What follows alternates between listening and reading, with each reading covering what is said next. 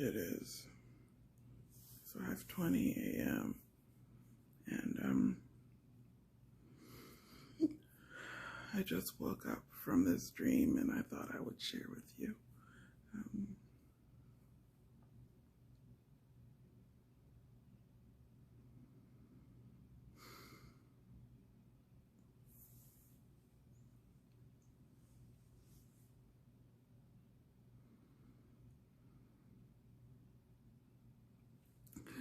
After I share with you, I'm going to give you my interpretation of this dream.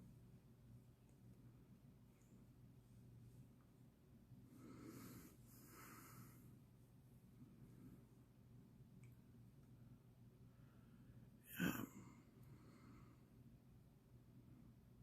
in my dream, I am a black woman.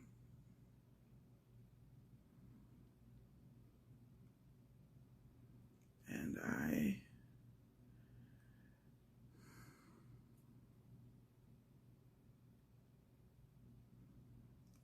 am looking for work. I'm looking for work and I am unable to find any work.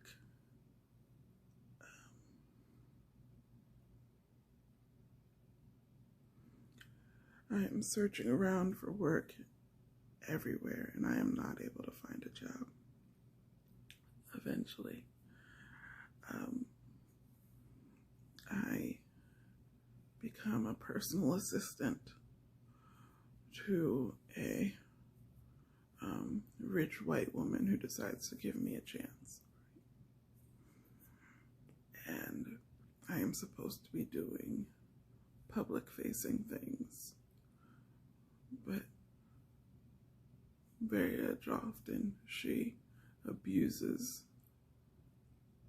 the privilege of being my employer, and I am forced to do more and more personal things as I work for her, to juggle more and more hats, and suddenly I'm not just doing like computer work and like scheduling things. I'm not just like writing memos for her and whatnot. Suddenly I'm also like cleaning her house, and I am trying to watch the child that she has. There's a small child, like maybe 3 years old. And the child is boisterous and loud and beautiful with curly hair. It's just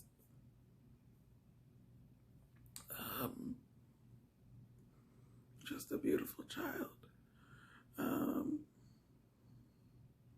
But it's a lot of work to take care of that child and to do the work that I've been assigned to do, as well as do all these personal tasks. Like, I'm juggling a lot of work for this woman, and this woman is not paying attention at all to how much work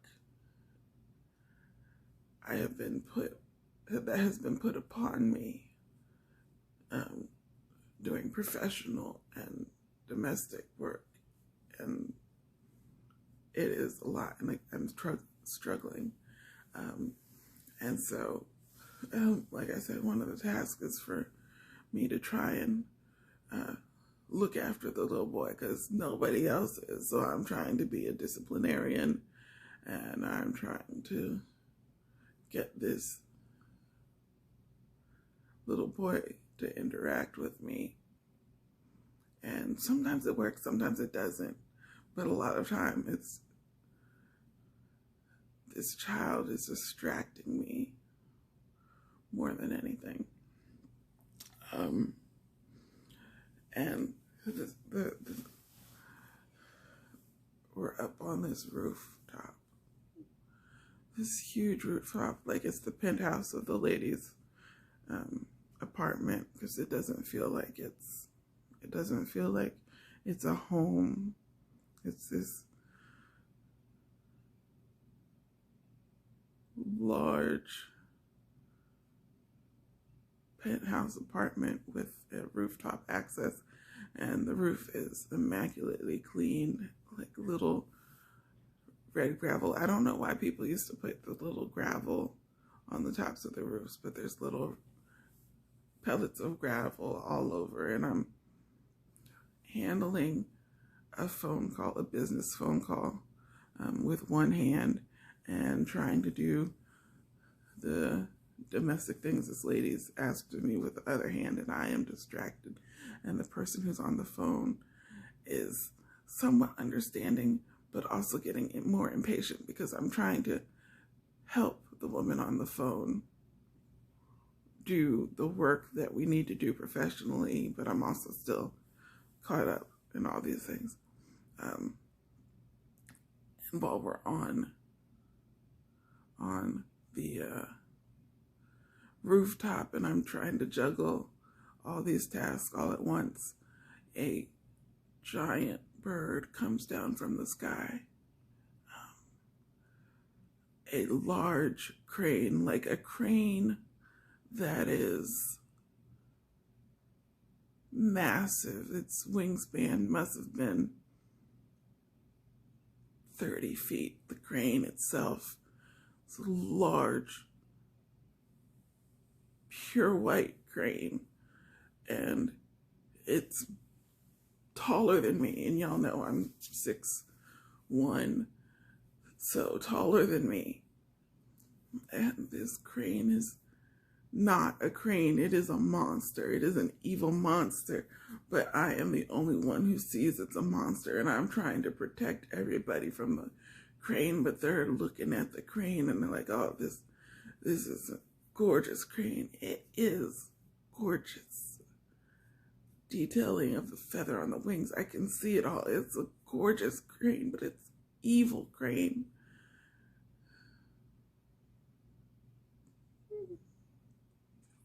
It's an evil crane, and it attacks me. And so now I'm not only juggling all these things and trying to keep my eye on a little boy, I am also being attacked by this crane that everybody else sees as beautiful, but I see as a monster.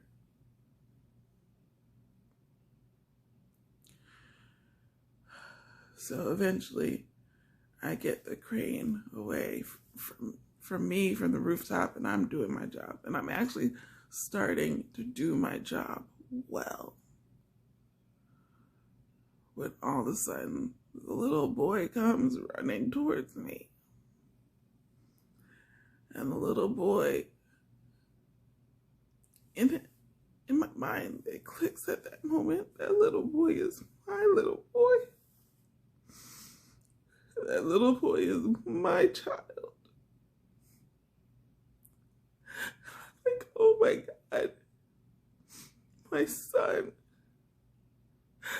I am sorry I didn't recognize you.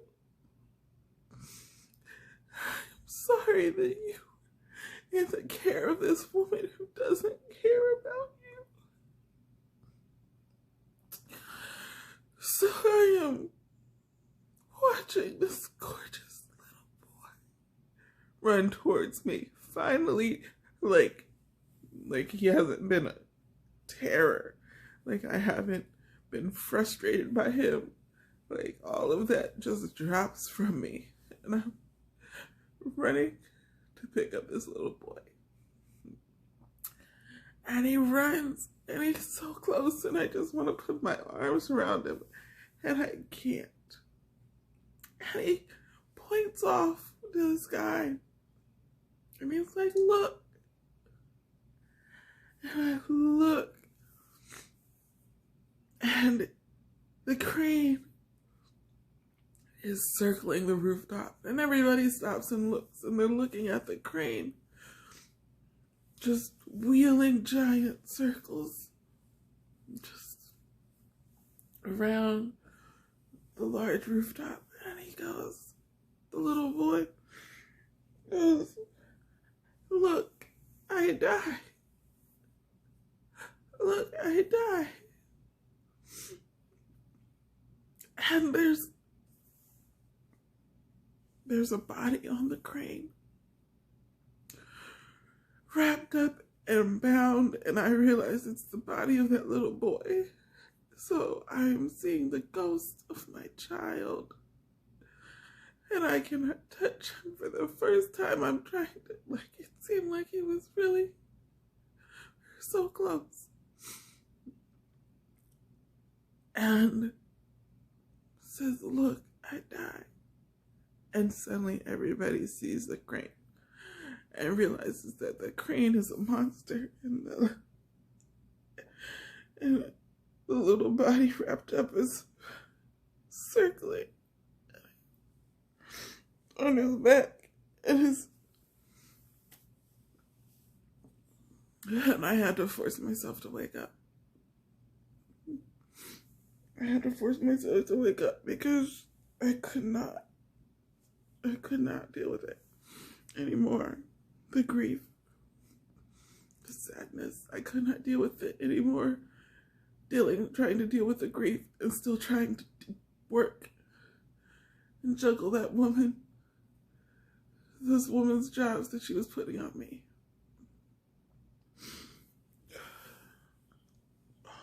So I woke up. And I woke up and I was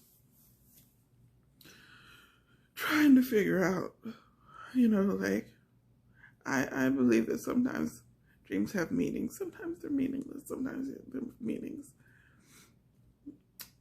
And I'm laying there and I'm like, I didn't even cry then. Just a hollow feeling.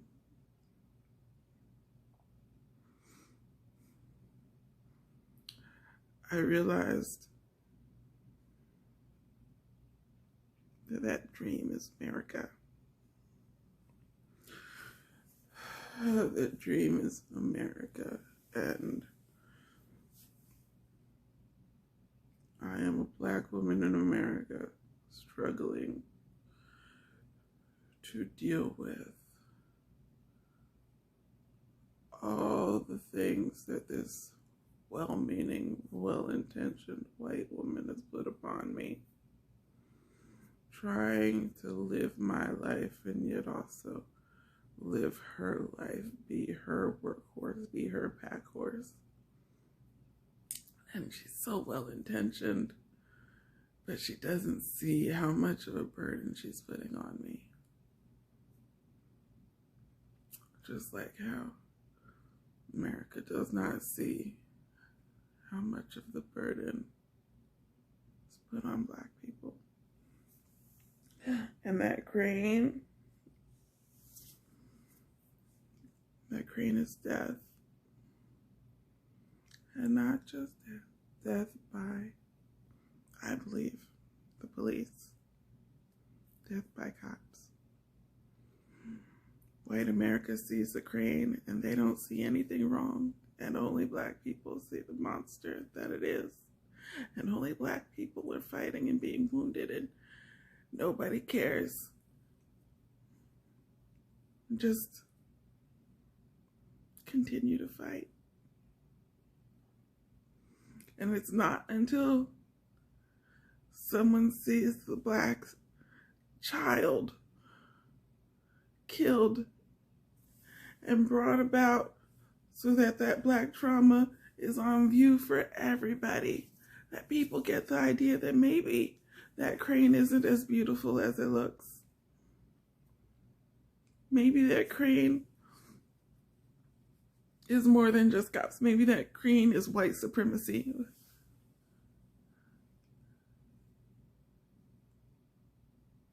That crane is death. And nobody understands my struggle with that crane.